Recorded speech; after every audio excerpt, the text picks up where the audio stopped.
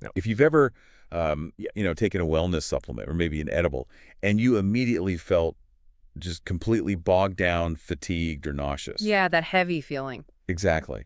Well, your body wasn't necessarily rejecting the medicine itself. It was actually rejecting the digestion. Right. So welcome to today's deep dive. We are looking at this radical paradigm shift in how we approach pharmacological wellness and, entheogenic supplements. Basically, those psychoactive or medicinal compounds that people use for deep neurological integration. We really are. We're completely changing how we think about putting these things into our bodies. Right, and we're looking at excerpts today from this fascinating source document called the Somatic Liquid Medicine Cookbook.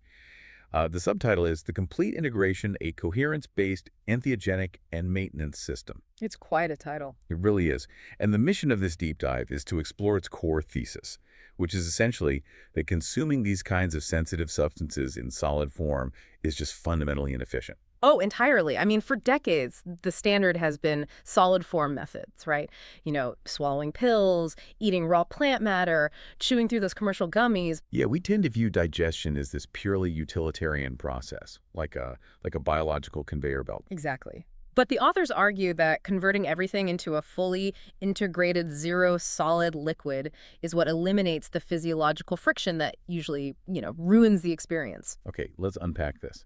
Because before the text even gets into the recipes, it establishes this overarching philosophy.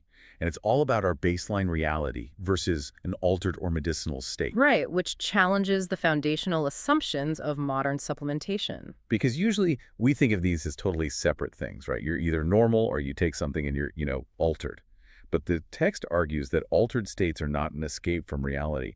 And your daily baseline state is not just some waiting room until your next dose. They're continuous phases. It's a single relationship with your body. The underlying premise here is that we have to stop treating the body like a furnace where you just shovel in raw materials. Yeah. The cookbook views the human somatic system, the physical body, and the nervous system as this endlessly sensitive recording device. Oh, I like that. An endlessly sensitive recording device. Right. Every single input, down to the texture and density of what you consume, it creates a cascading effect. So that continuity is crucial. Right. And if we accept that normal consciousness and an enhanced state are part of the exact same continuous loop, then the bridge between those two states is everything. The actual physical transition of ingestion. Exactly. That becomes the most important moment in the process. And that transition is where traditional methods completely fail, according to this system. They really do. The document introduces this concept of the biological tax, which is... Oh, I found that incredibly illuminating. Yeah, it's brilliant. The authors argue that forcing your stomach to break down solids while simultaneously asking your nervous system to undergo a major shift, that is a massive biological tax. Let's look at the mechanics of why that tax is so heavy. Mm-hmm. Because the protocol outlined in the cookbook is incredibly strict about raw matter. Oh, it explicitly forbids it. Consuming raw mushroom tissue is out. That means, no spores, no chitin, no heavy fiber stalks. Wow. And it forbids raw cannabis plant matter, unbonded resins, trichome husks, even the gelatinous residue from commercial gummies. Which is funny, right? Because people often argue that consuming raw plant matter is the most, natural way to do it. Sure, natural, but if we Yeah. break down what the stomach actually has to do when you eat, say, dried raw fungi, it's a massive undertaking. It's an intense labor process. Right. Fungi cell walls are made of chitin, and chitin is the exact same ultra-tough material that makes up the exoskeletons of beetles and crabs. Wait, really? Beetles? Yeah, exactly the same. And the human digestive tract is famously bad at breaking down chitin. So when you consume raw mushrooms, your stomach has to pump out excess gastric acid. It churns violently. And your cardiovascular system actually has to divert blood flow away from your brain and extremities, Just to deal with the stomach. straight to your gut, just to manage the mechanical and chemical strain of tearing those cell walls apart.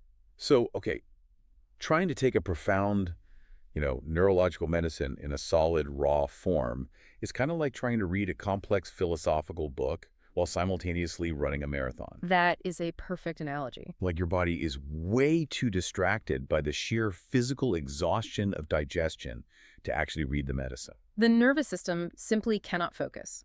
You are demanding a significant neuroplastic shift, but your gastric system is just screaming for resources because it's in a state of high labor. Right. And the authors formalize this problem by introducing what they call the least harm principle and the coherence standard. And the coherence standard essentially argues that medicine is only valid if it produces zero internal digestive resistance, right? Yes.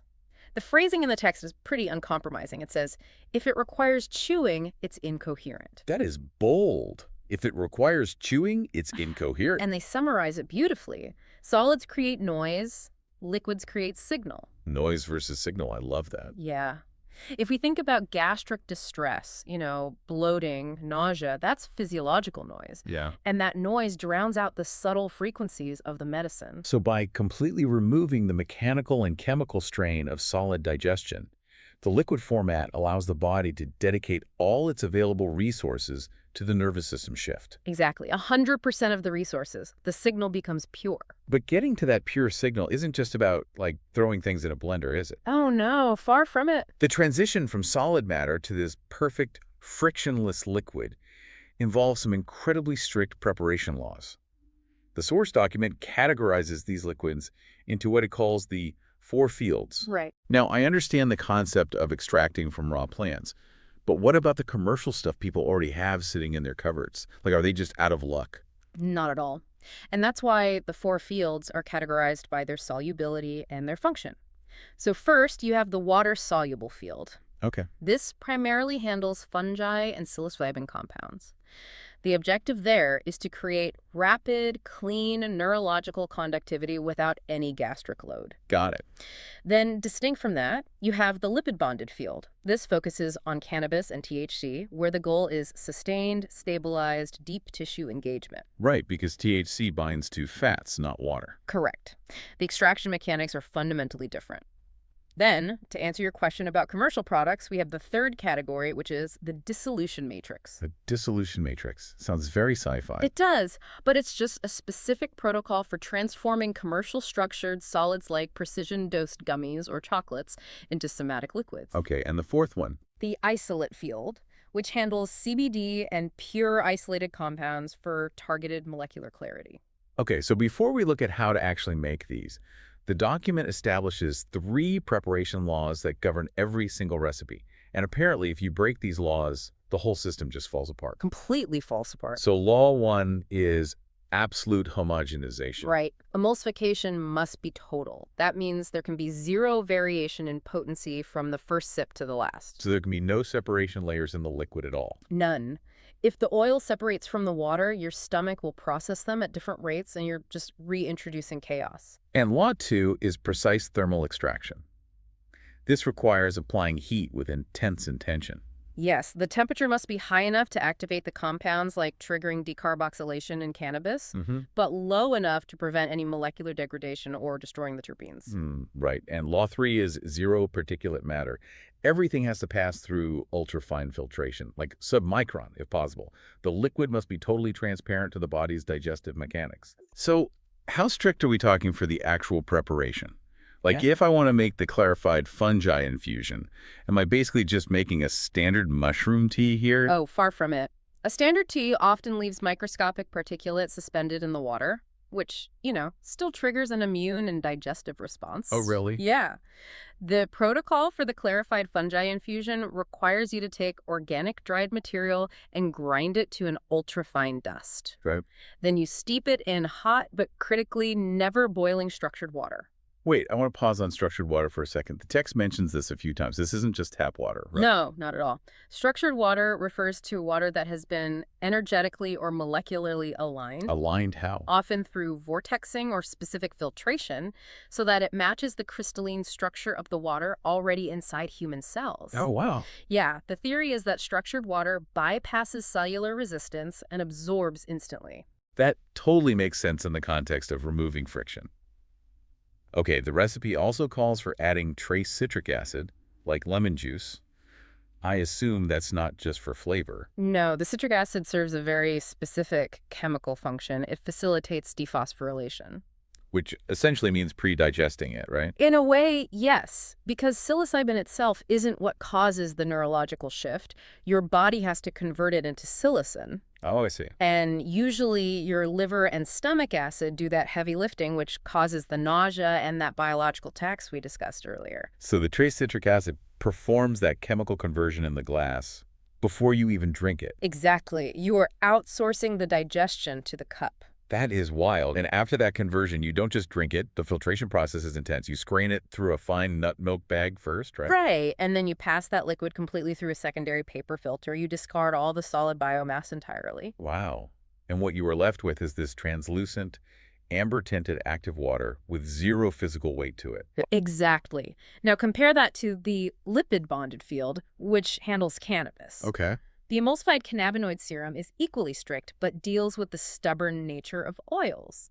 After decarboxylating the raw cannabis with precise heat, you infuse it into a high-quality organic lipid, like MCT oil. And then you strain out the physical plant matter using those same double filtration laws. Right. But wait, if law one is absolute homogenization, you can't just drop that infused oil into water and drink it. It would separate immediately, and we'd be back to gastric chaos. You're right. And the text solves this by introducing organic sunflower lecithin. Okay, what did that do? It acts as a molecular bridge between water and oil. You combine the active lipid, warm water, and lecithin, and run it through an ultra-high-speed blender. So the mechanical kinetic energy forces the oil molecules to bind with the water molecules. Exactly. The result is a uniform, milk-like serum that remains completely stable in the gastric tract.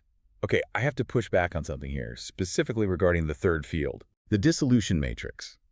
This is the protocol for melting down a commercial gummy. Yes. The instructions say to place a precision-dosed gummy in warm water, apply gentle indirect heat, and continuously stir until the solid structure collapses completely. That's the method. Wait, thermal collapse of pectin structures. Aren't we just making a hot, sticky gummy soup? I mean, how is this mathematically better than just eating the gummy? It does sound counterintuitive when you phrase it like that. Why melt something designed to be eaten? Exactly. But if we connect this to the bigger picture, we have to look at a foundational concept in the cookbook called the volumetric law. Okay, let's break that down. When a manufacturer makes a solid gummy, the dispersion of the active compound inside that gelatin isn't always perfectly even. Really? Even in precision-dosed ones? Even then, one corner of the gummy might have slightly more active ingredient than the other. Furthermore, as your stomach acid attacks that solid mass, it breaks it down into fragmented chunks. Oh, I hadn't thought of that. Yeah, the release into your bloodstream is entirely dependent on what else is in your stomach and how strong your gastric acid is that day. It's wildly unpredictable. So you could take the exact same gummy 3 days in a row and have 3 completely different experiences. Precisely. The volumetric law states that melting a fragmented solid dose down with warm water and kinetic stirring forces it to convert into a uniform fluid wave. Okay. Once the gummy is completely dissolved and the liquid is thoroughly homogenized, total milligrams divided by total milliliters equals absolute precision. Ah, I see the math now. If that gummy is 10 milligrams and you melt it perfectly into 10 milliliters of warm water, with absolute unshakable certainty that 1 milliliter of that liquid contains exactly 1 milligram of the compound. Exactly. It entirely eliminates the guesswork of solid ingestion. You dictate the exact dose down to the drop, rather than letting your unpredictable digestive system dictate the release rate. Wow. So now that we have these perfectly homogenized liquids, the amber fungi water, the cannabinoid serum, the dissolved matrix, how we actually get them into the body completely changes, right? Completely. Because the preparation has zero friction, the body's real-time experience of receiving it is transformed. And the text calls this act of taking the liquid the fluid handshake. The fluid handshake. It's a slow, measured, and highly intentional intake protocol. You don't just toss the liquid back like a shot of alcohol. Right. You bring it into the mouth and hold it there briefly. And the reason for holding it is mucosal absorption. The tissues under your tongue and in your cheeks are packed with capillaries. So by holding the liquid, those compounds begin absorbing directly into the bloodstream through the mucosal lining. Exactly, completely bypassing the first-pass metabolism of the liver. You are initiating preliminary somatic signaling before a single drop even hits your stomach. That's incredible. The nervous system registers the arrival of the medicine instantly. And the authors use a term for this that I just love: Real-time legibility. Because you bypass the mechanical breakdown, the onset of the medicine becomes incredibly legible or, readable to your nervous system. Right. Traditional solid edibles are notorious for hitting you like a freight train. You eat a brownie, you feel absolutely nothing for 2 hours, and then suddenly you are overwhelmed. Yeah, the text describes that traditional solid onset as a staircase. You take this jagged, violent step up. While the liquid method creates what they call a slope. It's the difference between stepping blindly off a cliff in the dark versus gently wading into a warm, shallow pool. That's a great way to put it. And that slope is the crucial bridge between your baseline state and the altered state we discussed earlier. Right. Your nervous system isn't shocked by a sudden, delayed avalanche of compounds released by your stomach acid. It receives an unbroken, continuous wave. And this unbroken wave allows for a practice the authors call somatic tracking. Let's expand on that because this is where the physical benefits really show up. When you swallow a solid capsule or raw plant matter, you usually spend the first hour feeling nauseous, heavy, or bloated. Your attention is entirely focused on the distress in your gut. Which is noise. But because this liquid produces zero gastric friction, that distress is gone. Which means you can actually listen to your body. Somatic tracking is the act of consciously observing the physiological shifts as they happen. Yes. You can track subtle temperature changes in your extremities. You can feel the shift in your spatial awareness, the relaxation of your muscular tension. You are present for the entire transition because you aren't fighting a biological tax. Exactly. So how does this actually apply to you after the active effects fade? Like we've mapped out the gentle slope of taking the liquid, but that slope doesn't just end when the medicine metabolizes. No, it doesn't. The authors are very clear that the cause and effect relationship continues. And this introduces two massive concepts in the text, somatic echo and somatic bouncing. This is where the cookbook evolves from a simple preparation guide into a holistic, long-term maintenance system. The authors state that integration, the actual healing and rewiring of the brain, does not happen while the medicine is active. It happens afterward. The somatic echo. Yeah. It's the idea that long after the active molecule is physically gone from your bloodstream, your nervous system retains the structural pathway that the medicine carved out. Right. The time when you aren't taking anything, the off state, is the primary domain where that new, healthier structure actually solidifies. But that solidification process is rarely smooth, is it? Rarely. The human body always seeks homeostasis. When you introduce a profound shift in consciousness or physiology, the body naturally has to recalibrate once it's over. And the text calls this recalibration somatic bouncing. Exactly. The best way to visualize somatic bouncing is to think about a really intense physical workout. When you finish sprinting, your heart rate doesn't just instantly drop to a perfect resting 60 beats per minute. Right, it bounces. It drops, it spikes a little, it flutters, as your cardiovascular system searches for its natural equilibrium. The nervous system does the exact same thing after a profound entheogenic or medicinal shift. The nervous system oscillates. It bounces. And the critical argument the authors make is about how we support the body during that vulnerable bounce phase. Okay. They argue that a fluid-only protocol is absolutely necessary to soften that bounce. Because if you just had this massive frictionless neuroplastic breakthrough, and the very next morning you eat a heavy, highly processed, solid meal, you are immediately throwing chaotic biological friction back into the system. You are introducing physical stagnation into the digestive tract at the exact moment your nervous system needs all its energy to process the neurological shifts. So the heavy solid food creates static that disrupts the somatic echo. Exactly. But wait, if I adopt this system, does the text imply I can never eat a solid meal again? It talks about achieving baseline coherence by returning to primary nutritional liquids. Like the mineral fields and amino broths. Yeah, and hydration fields. Are we expected to just drink broth for the rest of our lives? It's a vital clarification, and the text addresses this through a concept called overtime healing and cycling. Okay, phew. Yeah, healing is not a linear one-time event. It accrues over time. The authors are not necessarily demanding you give up solid food forever. Right. They are strictly defining the protocols for the integration window, the days or weeks following an active session. So it's about cyclical maintenance. Yes. The text advocates for structured periods of total zero input, Reading. where you consume nothing but pure hydration fields to allow the body to return to its absolute original baseline. You have to find out what your baseline even is to measure the true extent of the integration. That makes a lot of sense. Nurturing the whole being means keeping your mineral and lipid profiles perfectly stabilized so your body has the structural resources it needs to heal. So you are actively preventing the compounding biological debt of heavy digestion. If your nervous system is actively rewiring itself, it needs all your energy reserves. Precisely. By relying on nutrient-dense liquids during the bounce phase, you provide frictionless support. The clarity you achieve during the active state is mirrored by the clarity of your daily nutritional baseline. The ultimate longitudinal goal of this entire system is the compounded reduction of systemic internal friction. If you remove the biological tax, you cultivate a refined, highly responsive nervous system that integrates new experiences rapidly because it isn't bogged down by chronic digestive labor. Well said. Okay, let's bring this all together.